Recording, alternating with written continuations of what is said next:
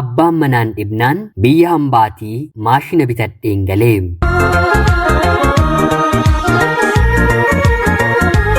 Yeroodhaaf maqaa kiyya himachuun barbaadu kanan dhaladheetti guddadhe Jiituu Magariituu Oromiyaa keessatti.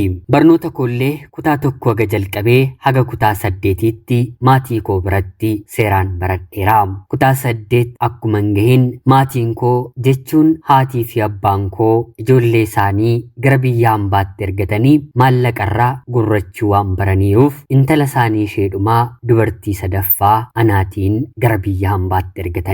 Anis fedhiin kiyya barnootaan dippiloomaa digirii rukutuu otoo hin taane biyya hambaa deemeen yoo tole achumatti yoo tolu immoo baate immoo garaasiitti deebi'een gaa'ela dhaabbadheen jireenya mataa koo jiraachuun barbaada. Obboloota koo lamaan anaan dursanii biyya hambaa deeman irraatii haatii fi abbaan koo maallaqa quufaniiru. Quufanii yeroon jedhu quufanii jechuudha. Sooromaniiru.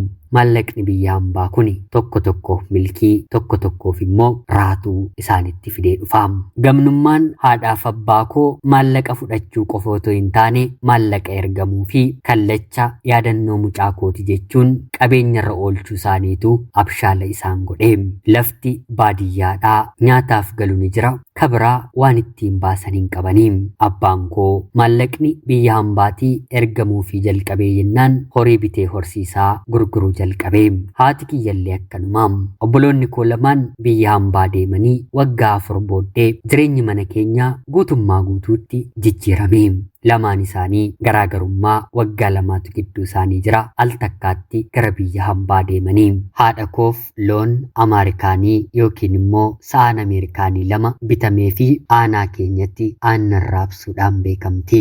Kanarraa hafeen immoo dhadhaa gurguruun, kanarraa hafeen immoo ollaaf baaduu itittuu kennuutiin beekamti. Keessumaa yeroo ayyaanaa mana hedduutii harka haadha kootii waan horii irraatii eeggatu. Kun maatii koof madda galii gaarii ta'ee kanaan booddee anarraatii kaasee obboloota koo dhiiraa warra jiranirree kana ijoolleen keenya dursanii nu godhaniiru waan ta'eef isin biyya hambaas yoo deemtan yoo barattaniis xumurtan mataa keessanii fi jechuun nu akeekkachiisanii mataa keenyaaf qofa akka jiraannu yoo talle qofa akka isaan gargaarru nutti manii anis biyya hambaatti hin bahee. Maalis yaa ta'u daa'ima isaaniidhaatii akkuma obboloonni koo kennanii haadhaaf abbaa koo gammachiisaa turan anis gahee kiyyaan abbaa koof dur kan qabu ture kasaaraatti galee addaan kan kute mana huccuu xaaqaa huccuun kan itti gurguramu baneefiin hojii isaa duraatti deebisee kanas otoo hojjetuu abbaan koo na eebbisee haati kiyyas na eebbistee jireenya koo ittiin fufee.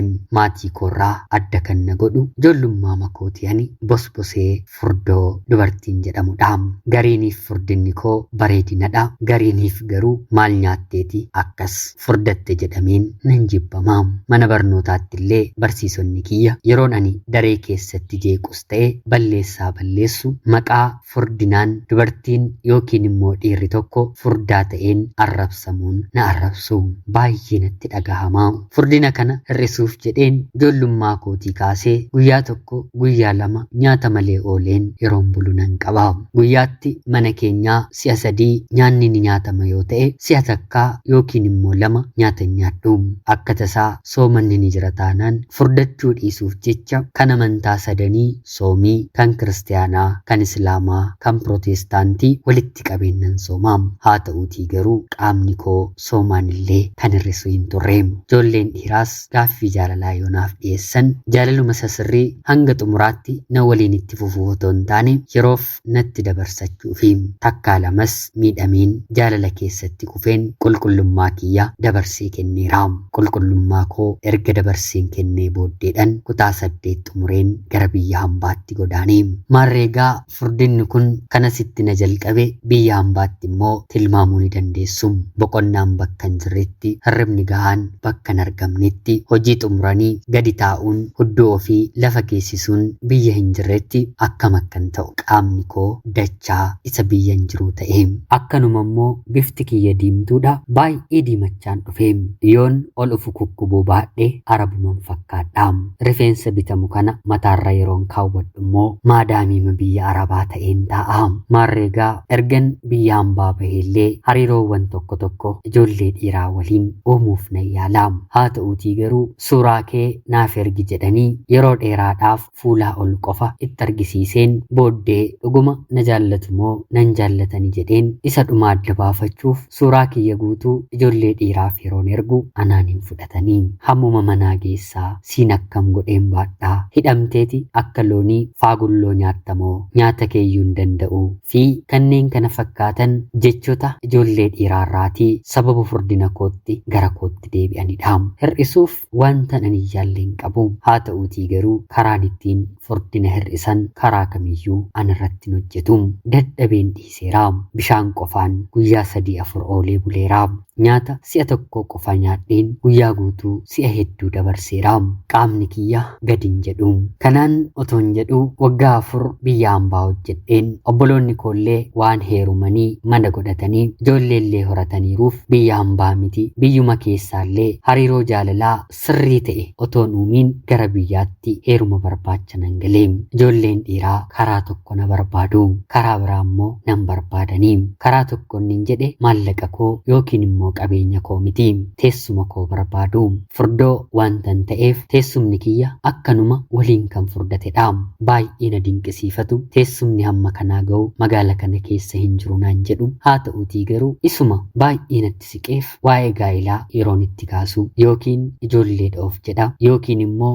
sababa gara biraa kaasa haa ta'uutii garuu gaa'ilaatiif ilma dhiiraa natti siquun dhabe kanan jibbamuutiif isa dhumaa kana gaa'ilaafidha sadarkaa gaa'ilaa yeroo yaadu tolinaan hin jedhanii hiriyoonni koo yeroo na biraa heeruman yeroo dahan yeroo jaarsa argatan fi kanneen kana fakkaatanitti baay'ee natti dhagahama biyya hambaatii dhufeen waggaa 2 maatii koo bira heeruma barbaacha taa'ee akka koo karri heerumaa kan itti gogeeru hin turre maallaqallee nan qaban ture akka isaan na fuudhaniif yookiin immoo yaada gaaffii isaanii gara gaa'ilaatti akka isaan naaf jijjiirrataniif maallaqan qaburree karoora kiyya gara fuulduraallee itti naasa'am haa ta'uutii garuu kuni anaaf ta'uu didee dhumarratti heerumnis yeroo na diddu si'a lammaffaaf gara biyya hambaatti imala koo raawwadhe biyya hambaa takkaa geessee kan deebiteetiif dubartii hedduudhaaf bakka dahoo rakkina ishee waraansa isheeti umrii heerumuuf gahan irratti umrii heeruma barbaadan irratti heerumuu dhabuu caalaa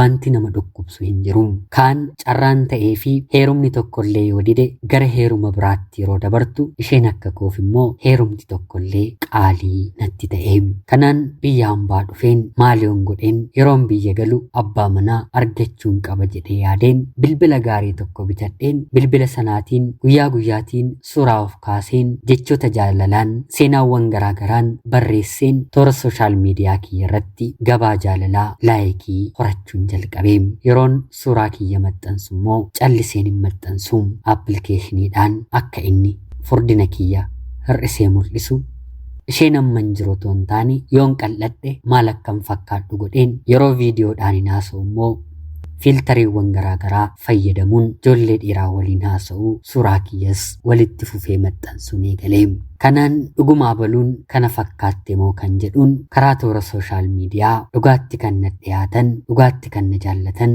ijoollee tokko tokko argachuun jalqabe haa ta'uutii garuu eenyummaa koo sirrii yoo argan akka na biran dhaabbanne keessi koo waan beekuuf arraba dhiiraa amanuurra waraabessi harreen nyaatu jedhanii kakachuutu dhugaa fakkaataa naan jetti haati koo kana waan na ta'eef ijoollee 2-3 karuma keessaa haasa'een waliigallee jaarsa erganna jedhanii haala wal fakkaataan jechuudha sadan isaaniiyyuu maarreegaa sadan isaanii bakka garaagaraa jiran waliin beekne kanaatiif akka qaamni koo xiqqoo dabaleeru suuraarraa akkan jirullee akkan taane yeroo na argan akkan naaneef sammuu isaanii keessa kaa'een si'a lammataan dhufe kanammoo waggaa 3 hojjedheen gara biyyaatti deebi'uuf hin karoorse maarreegaa gara biyyaatti yeroon deebi'u si'a sadaffaaf biyya hambaatti deebi'een mana namaa hojjechuu wanta hin barbaanneef ofii kiyyas yaada sammuu koo keessa kan jiru. Obboloonni koollee yoo hojjette magaala kanatti hin si baasa kannaan jedhan meeshaawwan kaameeraa suuraaf ta'an hunduma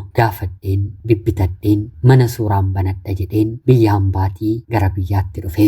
Jalleewwan dhiiraa kana biras beellamaan gara koo dhufanii wal qunnamne. Na amantu sadan isaaniiyyuu anaatiin hin barbaanne. Heerumteeti baateettamoo maalatoo toora sooshaal miidiyaaf lafarratti fardaaf lafadhaa edaa suurri haga kanaayyuu ediit gochuu ni danda'aayii fi kanneen kana fakkaatan naan jechuun anarraatii adda bahanii. Anis heerumumatu anaaf hin taane jedheen abdii kutadheen meeshaawwan biyya hambaatiin fidadhee dhufeen mana suuraa bareedaa magaala keenyatti banadheen obboloota koollee akkanaaf hojjetanii taasisuun maallaqa qabaa maamila harkisaa hojjechuun itti fufee. Kana keessatti gaa ani dubartii waan nan ta'eef bakka hundumaatti dafee argamuu hin danda'u. Gadi taa'een maallaquma koon funaannadhaa. Mana suuraa kanas toora sooshaal miidiyaa irratti beeksisuun dirqama waan na ta'eef dura suuraa ijoollee dubaraa yookiin immoo dhiiraa mana suuraa kootti ka'an toora feesbuukii fi teelegiraamii irratti maxxansuun nan beeksifadha ture. Booddee irratti immoo istuudiyoowwan magaalaa Finfinnee faa jiran dubartii mafurdooyyuu yeroo isaan maxxansan yeroon argu kana dura uffachaa ture harka caalu surreedhaatii mee amma immoo gosa uffata koon jijjiira jedheen uffata dubartii furdoorraatii deeman naannoo Harargee faa naannoo Jimmaa faa jiran aadaawwan naannoo isaanii fideen uffadheen suuraawwan kanneen maxxansu eegalee. Yeroo kanatti dubartiin kaleessa dhiirumayyuu kadhadheen akka na fuudhuuf arraba isaa hataan ture kan na jaallatu kan na barbaadu kan na fuudhuuf fedhu baay'achaa dhufe. Kanarratti immoo furdinni kiyya kuni boca ta'aa dhufe furdinuma bareedu uffata keessaan namatti tolu argachaan dhufe. Ergan waa'ee dhiiraa dhaabee jechuudha. Hoo iccitii baaste naan hin jedhiinaa malee galiin mana suuraarraatii argamu akkuma sa'a Ameerikaaniiti. Takkaa qofa meeshaawwan bituudha. Sanaan booddee mana kiraa kan baatii 2-3 nama barbaachisa. Itti aanuun nama tokko yookiin immoo 2 bakka sana kaa'anii maallaqa sana dhuguudha. Namni egaa iccitii waa'ee hojii isaa hin baasu mitiire. Dubartoonni biyya hambaa jiran immoo maallaqa isaanii manaa fi lafa kiisii obboloota isaanii keessa kaa'u malee ofiif yoom biyyatti hin gale kanan hojjedha jedhanii yaaduun badaa isaan bira hin jiru. Yoo yaadanis immoo waggaa 1 waggaa 2 hojjetanii hojii addaan kutanidha. Mana suuraa banuun hojjechuun illee hagas maratti maallaqa guddaa kan barbaachisu miti. Hojiinsaa itti fufinsa waan qabuuf jechuudha. Otuma addaan kuta jedhameellee gatiin kaameeraa meeshaawwan mana suuraa keessatti nama barbaachisan gatiin isaanii dabalaa madeema malee wanti gadi hir'isu hin jiru. Sanaan maarree manni suuraa kiyyas akka magaala keenyaatti beekamaa ta'ee haa ta'uutii garuu yeroo ta'e obboloonni koollee barnootatti qabamanii seeraan naaf hojjechuu yeroo dadhaban dargaggootuma anaan jaallatanii keessaa suuraa kaasuuf fedhii kan qabu viidiyoollee ediit gochuudhaan cimaa kan ta'e waliin hojjenna jennee gaa'ela seera qabeessa otoo hin godhiin waliin jiraachuu jalqabne. Ani maallaqa walittiin qaba inni immoo suuraa kaasaa. Kanatti aansuun kan jiru icciitiin taane mana suuraa keessa jirudha. Taree obboleettiin keessan irra deddeebitee mana suuraa deemtee suuraa ka'uuf fedhii qabdi yoo ta'e suuraa ishee immoo yeroo yerootiin maxxansiti yoo ta'e suuraa gaarii hin taane qaama isheellee kan mul'isu tarii mana suuraa sana keessatti akka kaateettu shakkaa. Fedhii keenyaatiin otoo hin taane dubartoonni hedduun qullaa isaanii ka'anii ijoollee dhiiraaf suuraa erguu barbaadu. Nuti madda galii keenyadha waan ta'eef dhiisi jechuun hin dandeenyu. Hanga icciitii isaanii eegnetti suuraa baay'ee ka'uu barbaadu. Suuraawwan babbareedoodha jedhan akka filatanitti jechuudha. Mucaan na waliin hojjetu yeroo sanaatiif jaalallee yookiin immoo haadha manaaf abbaa manaa taanee waliin hojjennu kun immoo fedhii isaanii sirriitti waan beekuuf warreen wal jaallatan qullaa waliin ka'uu barbaadan baqaqaniis mataatiin dhaabbataniis gadi galagalaniis ol galagalaniis ka'uu barbaadan akka isaan barbaadanitti kaasaa. Kana qofaa miti. Akkanatti ka'uu feetaa jechuun miila isaanii, harka isaanii, fuula isaanii sagal jallisuutti danda'a. Ogummaa mana suuraa keessaa jechuudha. Maarreegaa haati mana suuraa anadha mitiire suuraawwan inni kakkaasu yeroon argu anumtiyyuu bifa kanaatiin ka'een maaliif suuraa hin qabaadhu jedheen karaa kanatti galee kanfaltii na kanfalchiisu waan hin qabaanneef icciitii koo immoo harkuma kiyyarra waan na jiruuf suuraawwan kanneen kakka'uun eegalee. qullaa kiyya as galagalee achi galagaleen miila kiyya baneen uffata kiyya ol kaaseen haala itti ija ijoollee dhiiraa harkisuu danda'uun suuraa ka'uun eegalee ka'uu qofa miti. Toora feesbuukii koorratti yeroo yerootiin durseen beeksisa mana footoo koof jedheen maxxansuu jalqabeera mitiire isa kanas maxxansuutti hin fufee lakkoofsi maamila kiyyaas lakkoofsi nama anatti siquus dabalaa dhufee kana qofaa miti. Kaameeraa dabalee biteen viidiyoolee seeraan waraabuu kan danda'u waraabbii viidiyoo yookiin immoo suur-sagalee namoota diraamaa hojjetaniif namoota weellisaniif namoota faarfannaa dhiyeessaniitiif illee hojjechuu jalqabnee nama kana waliin waggaa tokkoof baatii muraasa ergan hojjedhee booda namni kun kaameeraa ittiin hin hojjedhu lama ana jalaa fudhatee gara biyya biraatti badee maallaqa waan hin qabuuf poolisiitti qofa beeksiseen kaameeraa kana biyya hambaatii fichisiiseen torbee lama yeroo hin guunne keessatti hojii kootti hin fufsiisee. Egaan toora sooshaal miidiyaa irratti kan hin maxxanse xiqqoo safuullee kan eeganii guutummaa guutuutti qullaa koo kan ta'an suuraadhaanis viidiyoodhaanis miimoorii isaa koppii godhatee ana jalaa fuudhee deemee ture. Qofaa kiyyallee hin turre isa waliin illee akka garaa keenyaa ta'aa turre. Maarree nama biraatti siqeen erga inni deemee booda hojii kanatti hin fufsiisee. Inni kun immoo isarra kan caalu suuraa kaasuudhaan dubartoota maraachuudhaan hamaadha. Miira isaanii waliin suura isaanii kaasaa. Dubartiin tokko seentee sa'aatii 3 sa'aatii 4 mana suuraa keessa turuu ni dandeessi. Kuni garuu isa biratti suuraa qofaaf otoo hin taane waa biraallee dabalateetu. Maarreegaa dubartoonni gabaadhaan mana koo malee dhaabbachuu diddee. Anis icciitii hojii isaa argeen nama kanatti illee siiqeen jaalala otoo hin taane hojii isaa kan otoo hin beekuu gaa'ila keessan seenee jaarsa ergannee gaa'ila waliin eegalle. Erga gaa'ila godhatanii booda kanaan inni itti fufuu hin danda'u mitiire hojii kana nan dhaabsiseeni. Kanaan booddee mana suuraa nama biraan qacara malee ati hin hojjettu jedheeni. Innis hojii isaa waan beekuuf gaa'ila keenya eeguuf jecha hojii suuraa kaasuu kana ni dhiise. Haa ta'uutii garuu dubartoota duraan mana suuraa keessatti waliin ciisaa turan keessaa tokko ofiif baay'ee jaallatee waan na tureef gaa'ila keessa ana waliin erga seenee booddeellee ishii waliin ta'uu barbaada. Haa ta'uutii garuu mucayyoon ergati gaa'ila keessa seentee ani waan akkanaa si waliin raawwachuu hin fedhu jetti. Yeroo kanatti inni yoo ati na waliin raawwachuu didde suuraa kee maatii keef hin qooda jedhaanii. Yeroo kana isheen seerri jira eessattiyyuu na jalaa hin galtu jettee deebistiifi guyyaama kana suuraa ishee maqaa biraatiin akkaawuntii banatee obboloota isheef ergaa. Obboloonni ishee erganii obboleettii isaanii reebanii eenyutu si kaaseera mucaan kun eenyu yeroo jedhan abbaa manaa koo ta'uu yeroo isheen isaanitti himtu galgala naannoo toora sa'a 4tti mana nurratti cabsanii seenanii kaameeraa jirtu meeshaawwan mana suuraa koo guutummaatti fuudhanii abbaa manaa kiyyas tumanii afaaniif funyaaniin dhiiga baasisanii iyyamee poolisoonni dhufanii hundumti isaanii qabamanii mana hidhaa seenanii meeshaawwan kiyyas guyyaa 2 booda bakka dhokfamanii naaf deebisamanii. Sanaan garuu dhumarratti balleessaan kan abbaa manaa koo ta'uu yeroo beekamu iccitii namaa baasuu yakka jedhuun hidhaan itti murtaa'e. Yeroo kanatti jaalalleen yookiin immoo hiriyaan koo duraa inni immoo nama ta'eetii kan iccitii namaa baasu faayilli ishee guutuun ana harka jira miti jechuun suuraa fi viidiyoo anaaf inni yeroo waliin turre waraabameeru namoota biyya koo fi mucayyoo kanaaf qoodee. Kana qofaa miti fuula kan koo fi kan isaa dhoksee toora sooshaal miidiyaa fiilmiiwwan akkanaa irratti gadhiifaman irratti gadhiise. Anis argeen abiddatu natti qabate. Sanummoo viyuu guddaa qaba. Seeraanis barbaadeen bakka inni jiruutii argachuu hin dandeenye.